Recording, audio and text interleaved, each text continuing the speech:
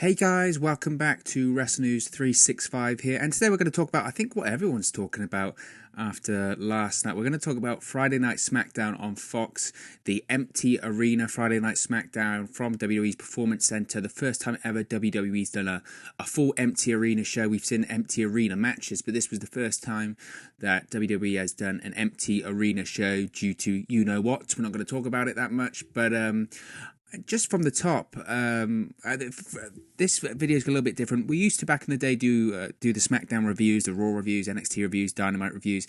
Kind of steered away from them in the end because I felt like people just want to talk about the main issues and the main stories. But the main story last night was the whole show, quite frankly. So we're going to give a little bit of a rundown of most of the things that happened in last night's show. It's by no means a full review, more of like an analysis, talking about what happened, the feel, the vibe of the show, and all of that kind of stuff. So from the top, I thought that it was actually, it was strange, of course, it was different, and at times it was awkward. Without a doubt, having no crowd there does make things awkward, but you know what, I'm going to give WWE some credit here. I felt it was actually a really fun and really enjoyable show. Now, is that because it feels like that because of a one-off? Maybe. We'll see how Raw does on Monday. But I thought that the WWE did the very, very, very best that they could with what they had. The MVP, without a doubt, of last night's show was Triple H. He was just phenomenal the whole way throughout the show. He opened the show. He was on commentary with Michael Cole throughout the show. I think at points he was getting bored of just being the straight-laced color commentator because he just ribbed Michael Cole in every segment of that show, which was just tremendous. And it was just fun. And it made the show fun. It made it feel a bit more relaxed. You could feel that WWE might have been scrambling because they were. But I just thought he was great. I thought he truly was the MVP of last night's show. And the matches itself last night I don't think really mattered that much. And they were kept short because they needed to be short. I mean, look, it's really, really hard to have a match without a crowd. The story that you tell within a match is for the crowd, and the crowd is just as much of a character as the people in the ring doing the wrestling themselves. So it's really hard without the crowd. But I thought the people that did compete did absolutely tremendous. But what you can do without a crowd, you can cut great promos. And the promos last night, I thought in general, I couldn't think of a promo that I thought was really bad in front of what would be the live crowd if they were there. I thought they were intimate. I thought they were a nice change of pace, and they really allowed the viewer in, and they were playing and talking much more softly than they would be in front of a live crowd, trying to get their voice above the noise of the live crowd. And I felt that the way they shot it and the way that the performers spoke was really engaging to the viewer at home. They were really trying to speak to the viewer at home as opposed to popping the crowd or talking to the crowd, which I really enjoyed. I thought that was different. So like I said, in terms of the show itself, WWE did the very best that they could within the parameters that they had last night. There's certainly difficult parameters that they had last night, so you can't fault them for that. And to be really honest, I think it was a more enjoyable SmackDown than quite a few SmackDown on Foxes have been. Is that because it was different? Is that because it was unique? Maybe, but unique isn't a bad thing, and different isn't a bad thing. Now, this isn't to say when this whole issue blows over that we're going to have empty arena shows. Probably not. But you know what? It was fun and it was different, and people were talking about it. So credit to WWE for pulling it off. And I'm interested to see what they do Monday night on Raw. Now, as I said, to open the show, we had an on camera from Triple H. He spoke about that it was going to be a historic night in WWE history and a historic history in the times of Friday Night Smackdown, and it was. He was speaking from that sort of elevated podium that they use quite a lot in NXT. He spoke from there and welcomed everyone to Friday Night Smackdown through to the empty arena that was at the Performance Center, and it was strange. It was strange, didn't even really cover it.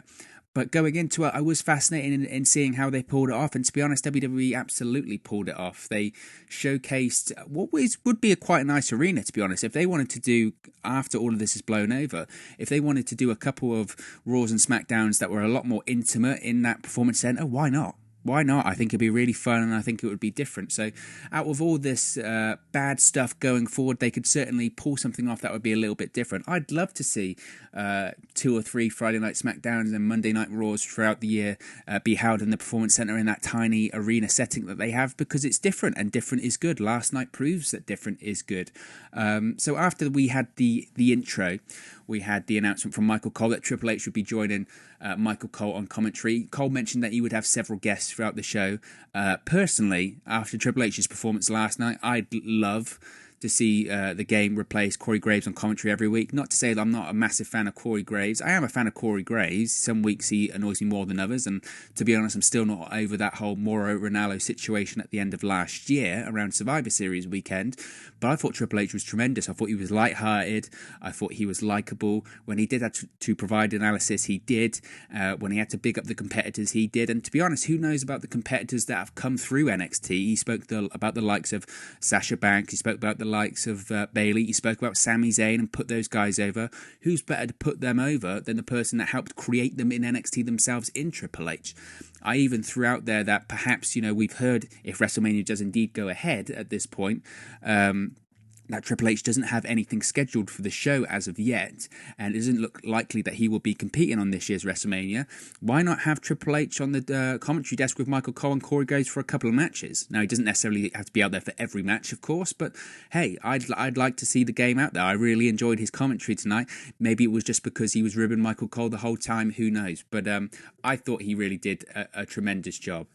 So first up, we had Bayley and Sasha Banks come out. Now, it was advertised that Paige was going to be there to confront Bayley on her recent actions, I guess. Now, it was actually revealed very quickly into their promo that there would be no Paige last night on SmackDown. It was revealed that she had travel issues, and Paige went on Twitter, her own Twitter, to explain that she had travel issues due to you-know-what.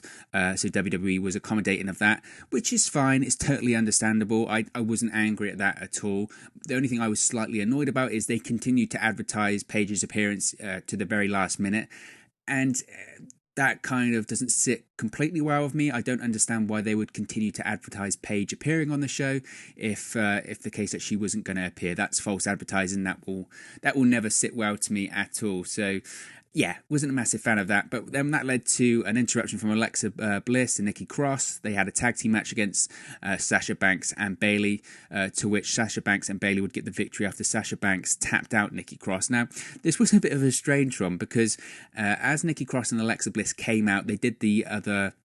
They called out Asuka and Kairi Sane, the Kabuki Warriors, last week about a potential tag team championship match at WrestleMania. They did it again this week, so it looks like that's what we're going to be getting at WrestleMania.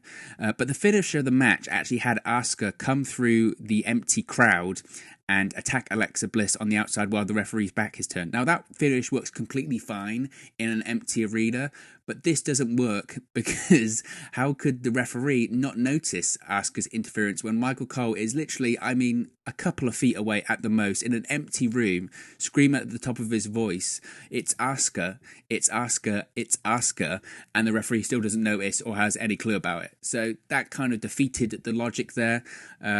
It was quite fun to see Asuka stand at the top of an empty ramp dancing for no reason. That was fun. The match itself was fun. Like I said, there was a bit of controversy as well on social media about this one. Sean Ross Sapp from Fightful.com shared a video of an international feed because there was a question as to whether when the match goes to commercial, do they still bother wrestling? Because there's no crowd, is there? So there's no one to put a show on for.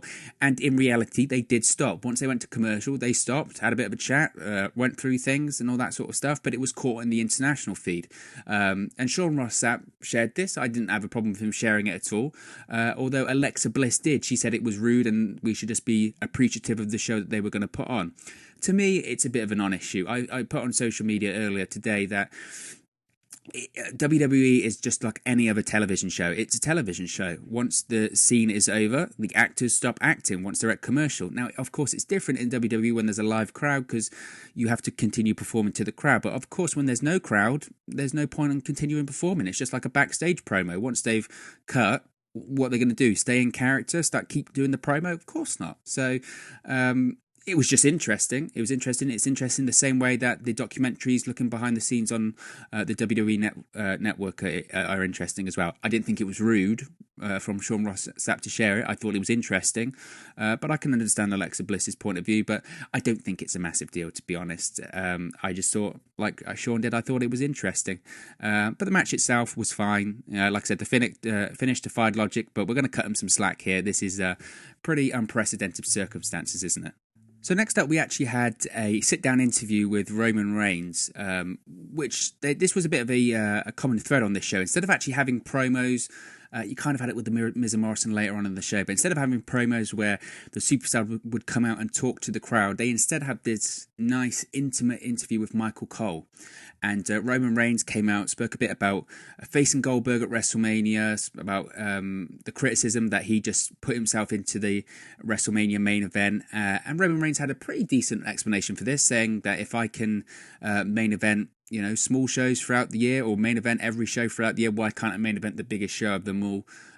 We all know in reality it's because WWE wants to finally give him the belt back, and WWE always wants Roman Reigns to be in the main event of WrestleMania. That's fine with me. If that's what they want to do, that's completely fine. It's their company. It's Vince McMahon's company. Who am I to disagree? But in terms of the promo itself, I must say I by far preferred this kind of promo and this interview. It was a much more intimate interview as opposed to when WWE is in front of a live crowd. I feel like the writers, they'll write this cringy scripted promo that the superstar has to recite in front of an audience, and the writers are just looking to pop the crowd. They're not really looking to tell the story. They're not looking to have any real character development. They're just looking to pop the crowd or get reactions from the crowd because they're terrified of silence. But this was better. I felt more engaged with Roman Reigns. I felt that I could sympathise and empathise with him much more than I would during a normal corny promo that's written for him. So if they could find a way to do more of these types of interviews on a normal show, I think that would be much more to the betterment of WWE storytelling. And like I said, Roman Reigns just came across much better, I thought, than when he has to recite this garbage in front of a PG crowd. And in terms of the storyline point of view, they're obviously positioning him as the full-time hard worker against a part-time champion in Goldberg, which makes sense. Look, Goldberg has so much heat for not only ending the Fiend Universal Championship run, but whenever he comes back in general, especially being the Universal Champion at this point, he has heat, even though he's meant to be positioned as this returning legend babyface. He's the heel in this situation. So if you want to keep Roman Reigns over or get him a babyface cheer, position him against this part-time evil Goldberg completely makes sense. My only issue with it is that it's exactly the same Roman Reigns versus Brock Lesnar storyline that they were doing back in 2018 at WrestleMania, at SummerSlam. The full-time, hard-time worker against a part-time champion that doesn't care and hardly shows up. It's the same thing again. It worked last time. Roman Reigns got cheered. Brock Lesnar got booed. So I expect the exact same thing again here. So, like I said, I really enjoyed the interview. I would prefer those kind of interviews to the promos that WWE does every week. So I was fine with that. I really enjoyed that promo, actually. So next up, we had a backstage segment here. And it was Kayla Braxton backstage, and she was initially going to interview Jeff Hardy. She eventually did, but it was interrupted by the new Intercontinental Champion, Sami Zayn, along with his liberated superstars, Shinsuke Nakamura and Cesaro. Thank God Sami Zayn is the new Intercontinental Champion. It's about damn time. How long has it been? Like 5 years? One of the most deserving Intercontinental Champions of all time, of absolutely all time. But the fact that this was an interesting thought to myself at the time, the fact that Sami Zayn was bumped off this interview, they actually used the phrase, we were going to interview you, but you've been bumped off. The fact that Sami Zayn was bumped off for Jeff Hardy, does that mean that we could get a Jeff Hardy versus Sami Zayn Intercontinental Championship match at WrestleMania? I'd certainly be down for that. It's about time we see Sami Zayn back in the ring working full time. Whether he actually will be or not, I don't know. I've really enjoyed Sami's work as this heel manager. I think he's great. He's brought being this hated Bobby Heenan style manager that you really want to see get his comeuppance to the next level. But it's different because he can really work full time. Of course, Bobby Heenan could work. Bobby Heenan was a great worker. But Sami Zayn obviously can work a tremendous match. So once you do get to Sami Zayn, you can have that really good match. So It's about time that he's Intercontinental Champion. I really would love to see a Sami Zayn Jeff Hardy match for the IC title at WrestleMania. Hopefully, that's where they're going. But I thought it was tremendous. Now, after this, we had a very fun moment on commentary. Triple H, after the first segment, disappeared from commentary, so we thought, okay, this is going to be a bit of a revolving colour commentator here. When in reality, I guess he just went away to come back, because he came back and sat down. Michael Cole said, Triple H is back, and he was there for the whole show. And Triple H said the comment that I'm the only guy that could get demoted and get busier. Now, this was a reference to an article that came out earlier on in the day. That suggested that it was going to that Triple H.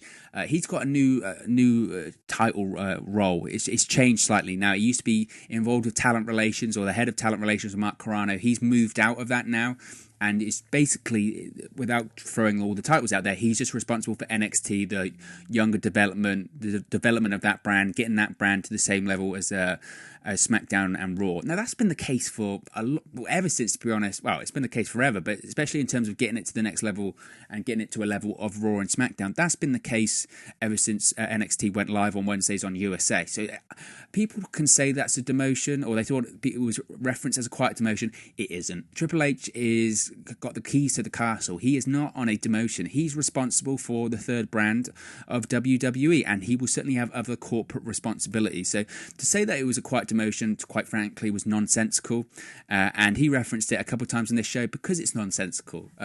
I think the most compelling thing out of all of that is Triple H reads it. All this information, you can think it's just fans talking rubbish online, but if it's big enough, it will get back to the people in power in WWE. So not only are your voices very much heard, but they get referenced on Friday Night SmackDown from time to time.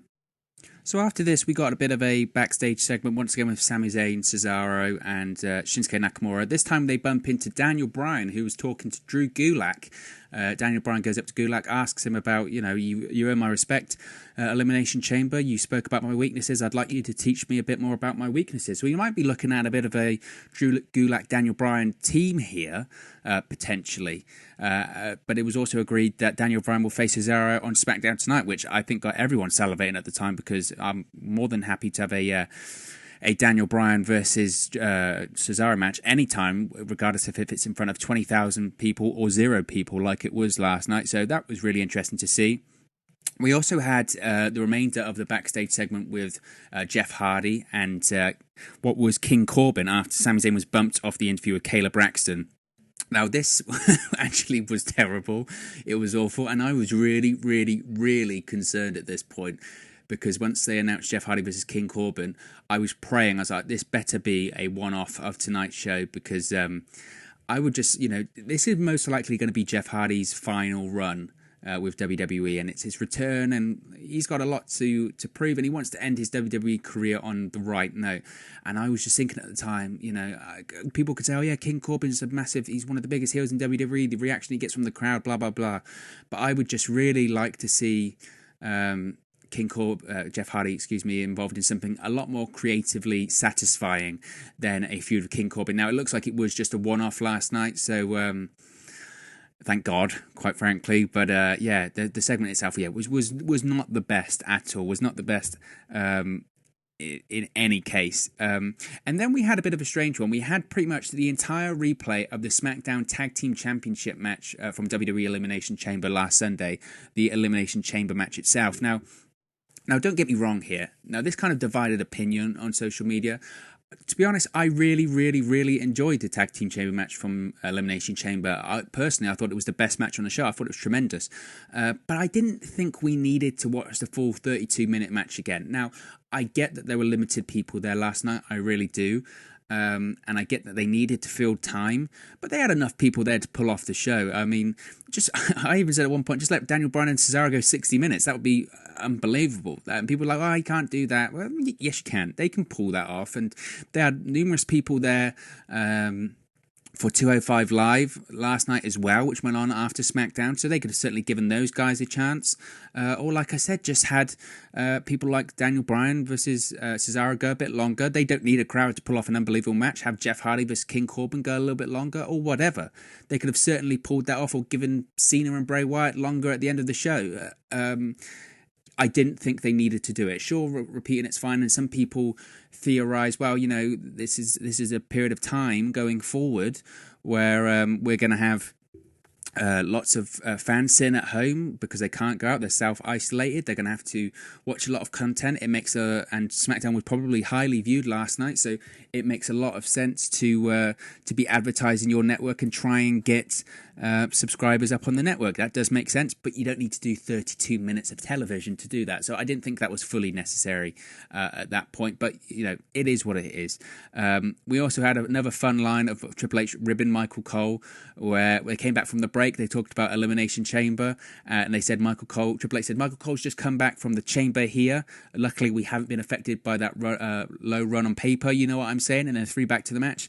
I said, to be honest, instead of showing the replay from the Elimination Chamber pay-per-view, I'd be totally cool with having Triple H mock Michael Cole and do just like a stand-up routine for 60 minutes. He was like I said, he was the MVP of last night. He really was tremendous. I really thought so. And like I said before, if WrestleMania does indeed go ahead, which of course is up in the air at this point, we'll probably get a full and final decision on that next week.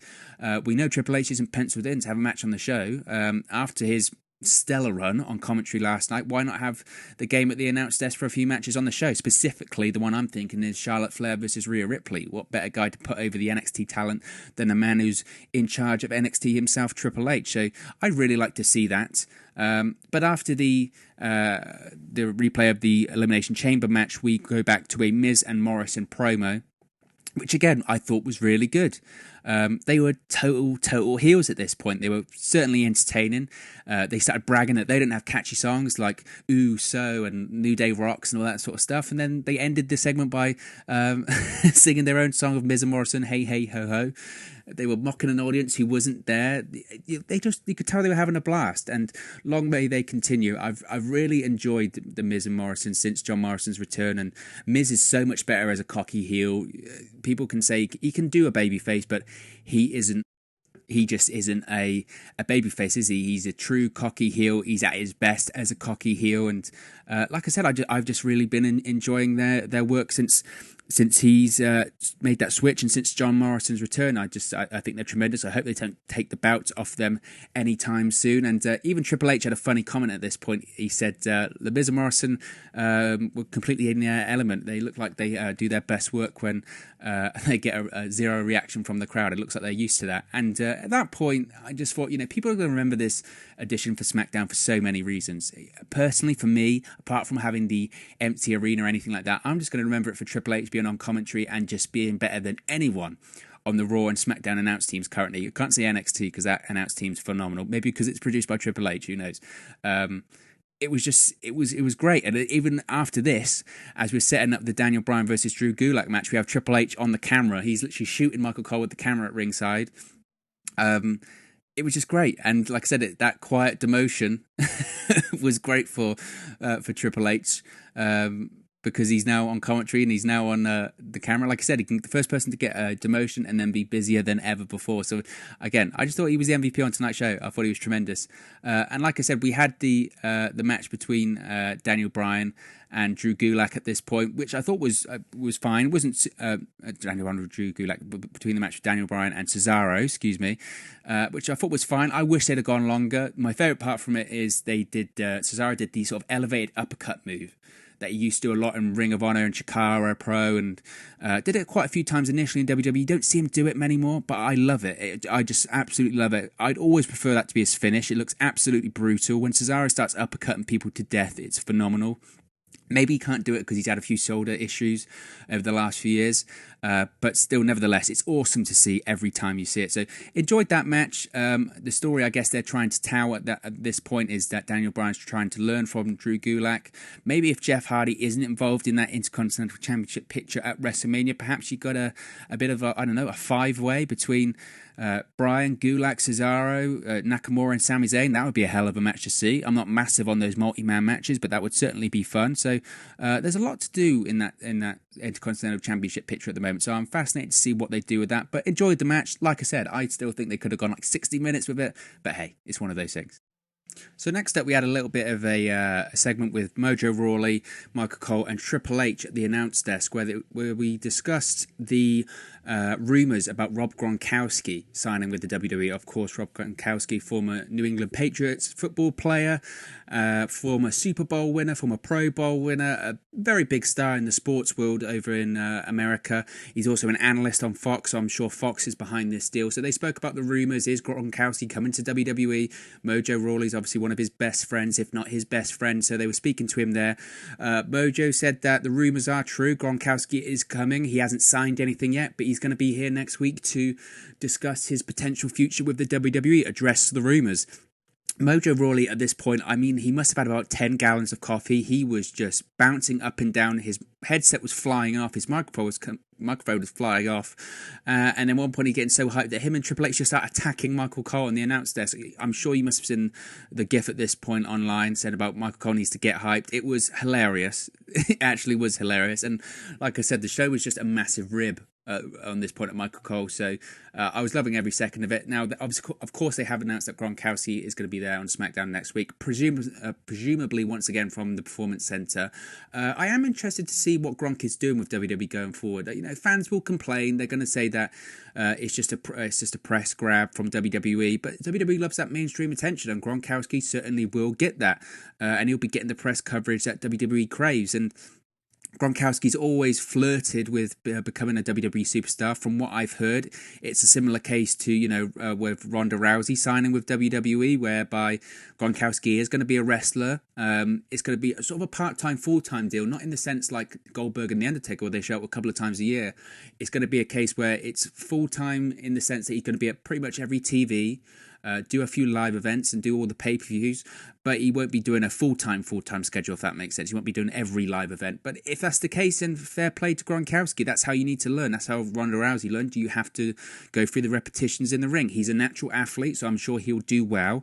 He's had a lot of injuries. He's well known for being pretty beat up, so it'll be interesting to see how long he lasts in the WWE. I don't think he's going to be super, super long, but he gets mainstream press coverage that WWE craves. Triple H has been talking about that he's moved out of the talent relations role, but he's been instrumental in getting these athletes, legitimate athletes, over into the WWE. You think about Ronda Rousey, you think about Cain Velasquez, you think about Tyson Fury, now you have Rob Gronkowski.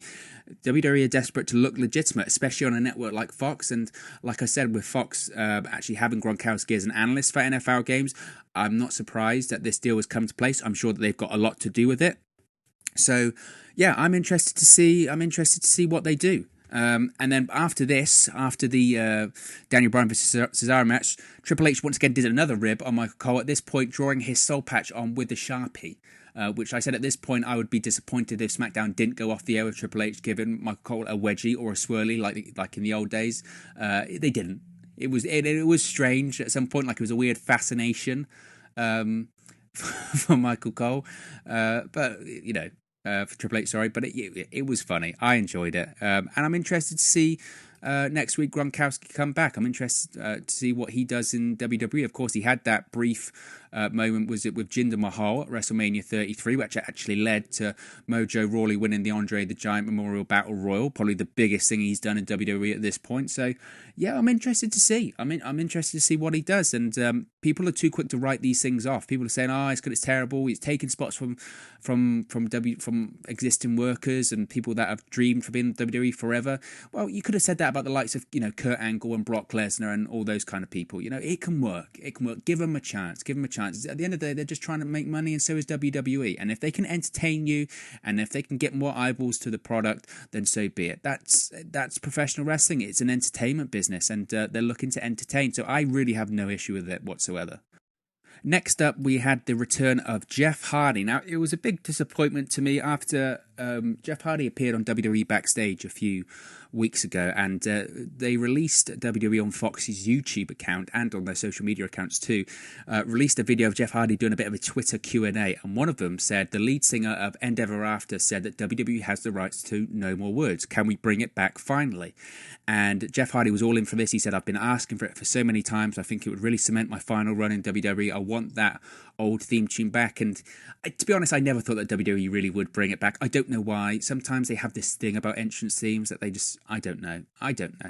So ever since the Hardys have really come back, they're kind of more obsessed with the old Hardys of like the late 90s, early 2000s, as opposed to the Jeff Hardy of 2008, 2009, which is my favorite version of Jeff Hardy, to be honest, and Jeff Hardy's most success in WWE.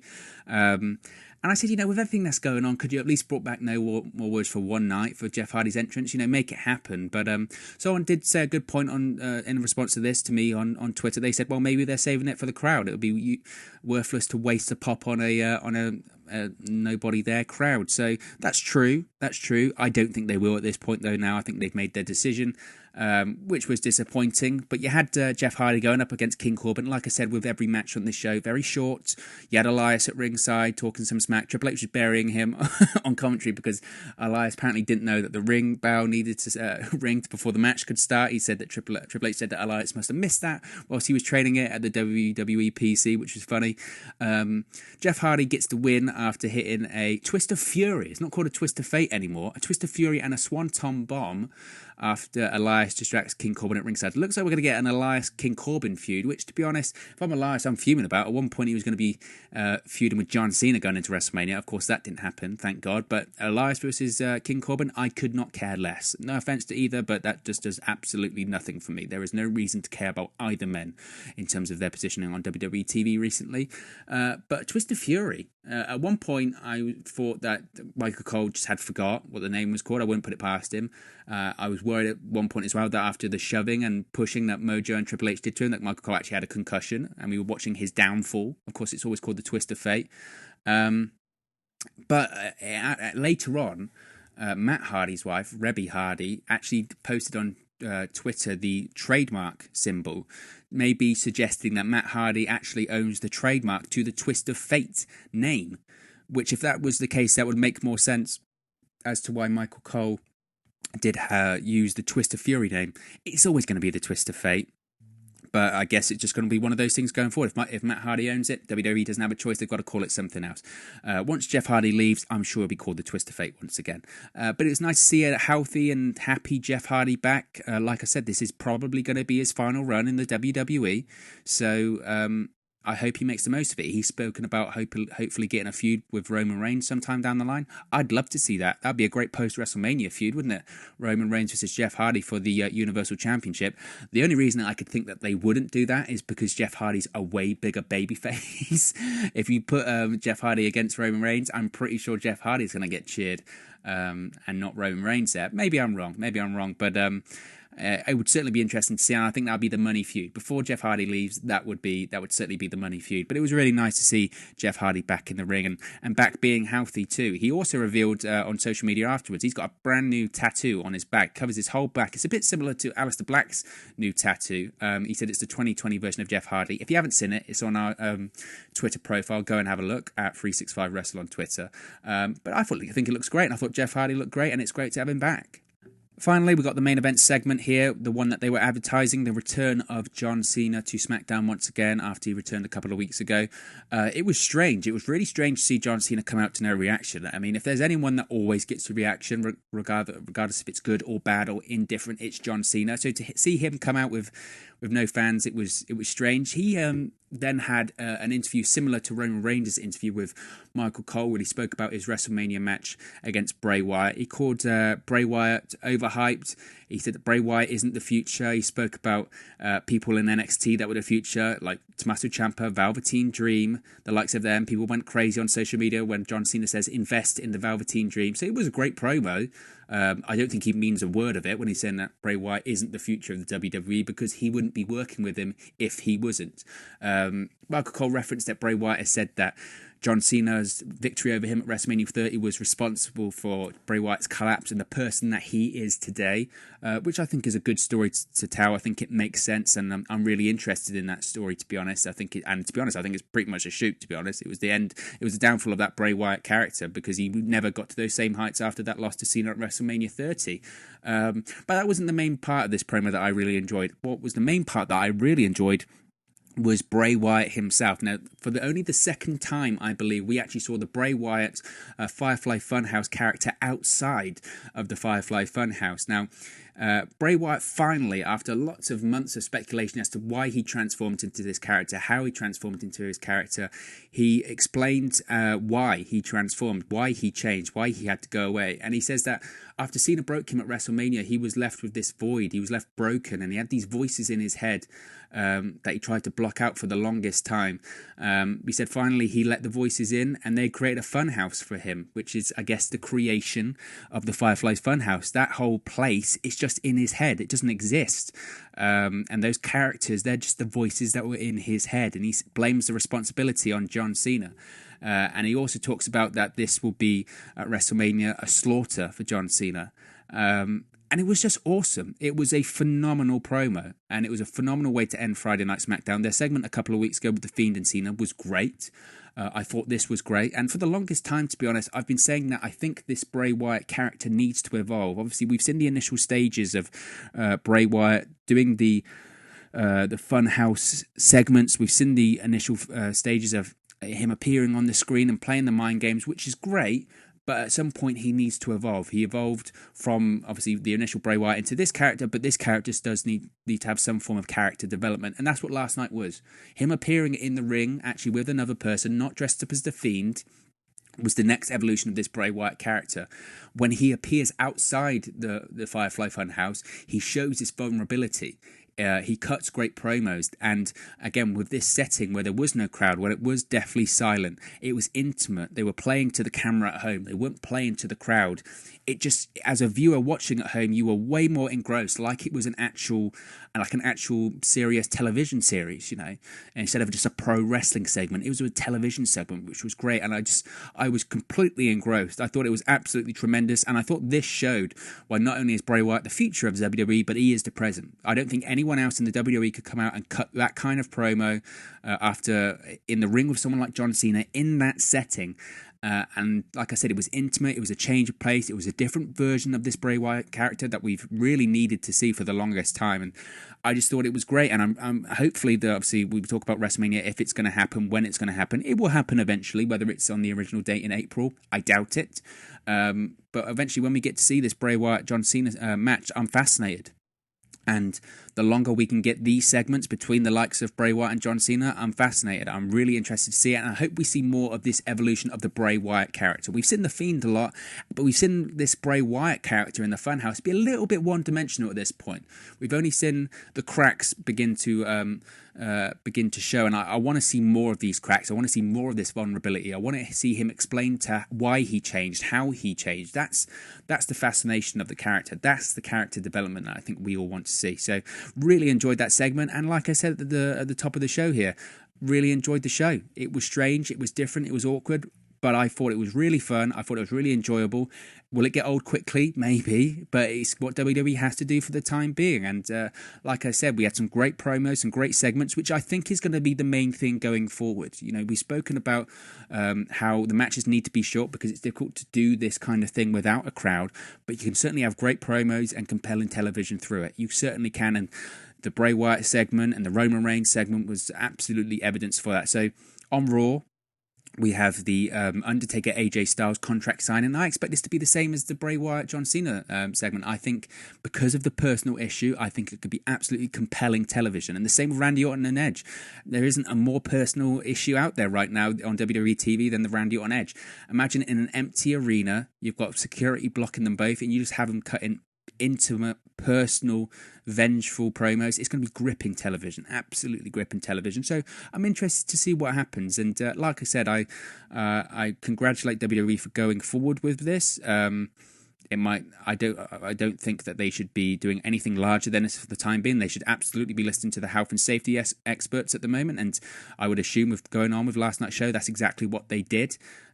So long may that continue. But you know, overall, I thought it was a tremendous show. I really enjoyed it. But of course, as always, it's not just about my opinion, it's about yours on this channel. This channel is for you. It's made by wrestling fans for wrestling fans. So what did you think of last night's show? What did you think of the empty arena setting? What was your favourite segment? What was your favourite match? match?